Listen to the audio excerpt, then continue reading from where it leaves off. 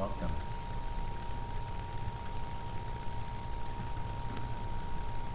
Good morning. And to those of you joining us online, we are live streaming this as of this week and have gotten a really great response from the online community, and I have a community back in Atlanta. So, hey guys, who I've taught this practice with over the last couple of years, and before moving to Asheville about 9 months ago. Wow, I feel like I'm about to birth a baby. It's 9 months. That's crazy. Does anybody else feel that though? Like something big? You know, it's new moon, right? Aren't we right in the new moon in Aquarius? Hello, Aquarian. No wonder. If I go into labor during class, just lay it down. I want natural childbirth, so. Just remember. Yeah, breathe. Breathe. Water birth. Yeah. And a whole new me will be reborn, and a whole new you. So thank you. Just a curiosity of those in the room. First time QiGongers? Okay. Wow. Okay. So about 34. Tai Chi. Have you done any Tai Chi? A little bit of Tai Chi. Okay. Very similar to Tai Chi. Tai Chi is younger brother, sister to QiGong. And so I'll get into a little history since we've got a lot of new people and probably some new people joining us for the first time. We'll do a little recap of what it is and what this totally awesome QiGong is for me and for you in terms of the practice. But you're already doing it. You woke up this morning. You're already moving some chi. And isn't meditation, for those of you who came a little bit early before 11:30 and between the 11 and 11:30 hour, isn't that an amazing practice to be able to meditate, focus, and ground while there's bells ringing and people walking all around, and you're like, focus, breathe. How many people so badly want to open their eyes and just look around and say, who walked in? Who's here? It's me. I'll raise mine first. And the awesome practice of pulling that energy inward every single time. Like part of it is a little bit of pride. I'm a good meditator. I can focus. I'm not going to be distracted. I'm going to do this. I can hear my ego stepping into that spiritual, place and go, yeah, you're an awesome meditator. Good job. Good job, Phoenix. You rock. Everybody's watching you. Yeah. And the other side is that, yes, everybody is watching. Everybody is paying attention. What space am I holding? What space am I intending? For people to come in and sit down and quietly get grounded and to inject themselves into the energy that is being projected out. So the intention in and of itself is to practice. And the energies of our ego versus the energies of our higher self or spirit or soul or whatever you want to call it, consciousness. Always battling, and yet also it's more of a dance when you really kind of get down to the essence of it. It really is. And both are very capable of leading, depending on what song is being played. And I find that my ego loves to lead when there is a really good classic rock song, or some cool, 80s hip-hop beat. Crazy. Who cares? I might even have a beer. What? I have a story about that some other time. And then there's other times where I allow my higher consciousness myself to lead the dance when I'm meditating. It leads that dance much better than my ego. My ego wants to be right, wrong, perfect in a certain way. My spirit says, chill. This is what we're doing. Follow me.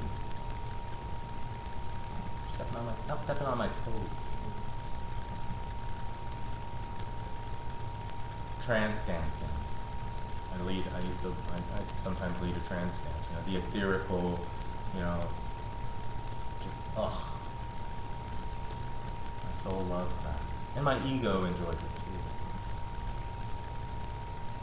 So it's all about the integration of who we are, both as these physical beings with this thing called the ego, and then non-physical beings, essential selves, higher selves, soul, spirit, God, whatever you want to call them. And how do we integrate that into this life experience, which is both birth and death, and that space in between. Anybody ever hear the poem, The Dash?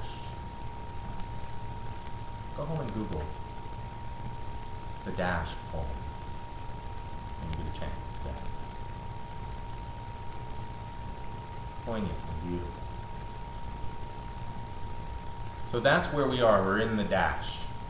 We're in the space in between, and every single moment, every single breath is that space in between of birth and death.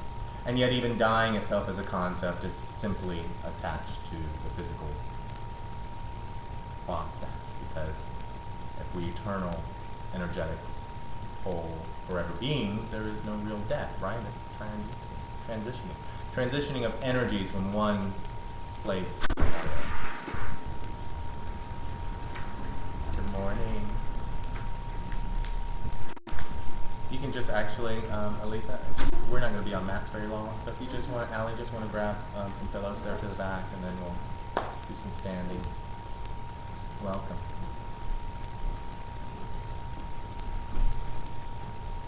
So the integration of our whole selves, and what does that mean? Well, if we're, you know, these energetic beings, what does that mean? And what is energy? And how does it work? How does it flow? How does it not flow? And the practice, you know, of realizing, of tapping into the essence of what we are as those types of beings. Whole. Complete. Yet constantly dancing between the two parts.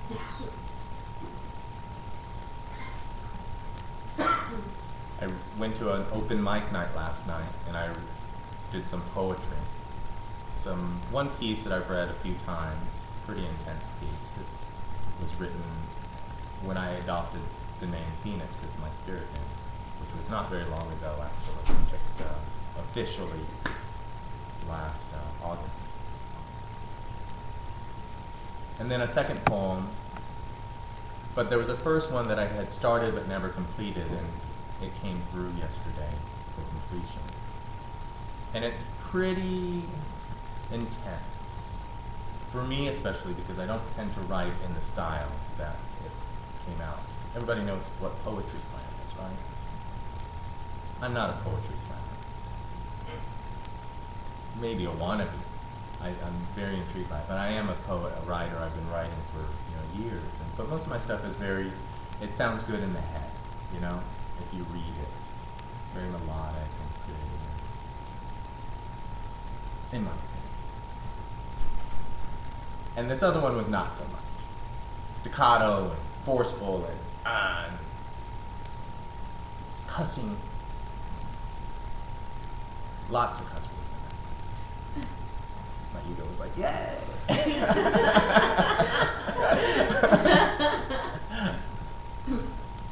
But it didn't end on anything other than how I usually end my pieces, which is, what's the gift? What's the flip around? What's the positive?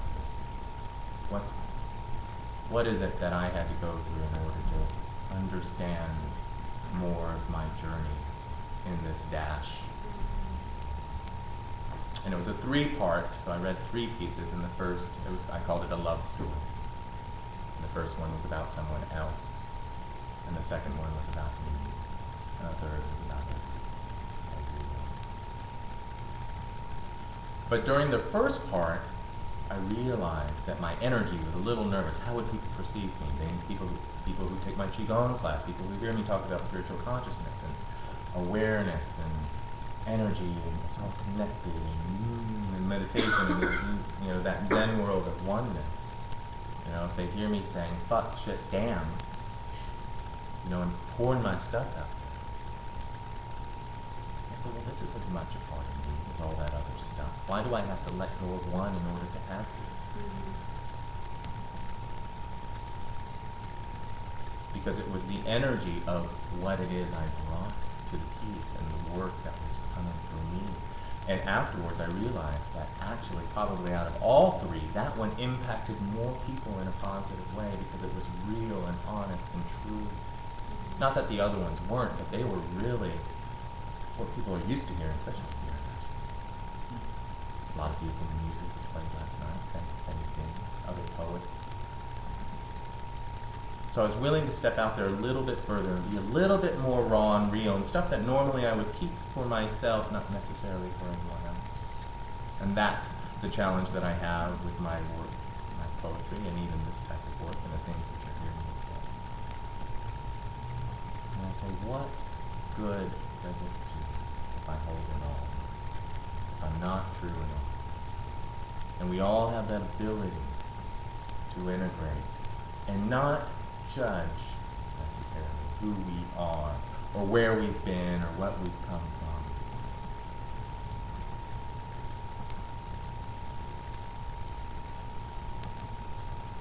But the trick is not to get stuck.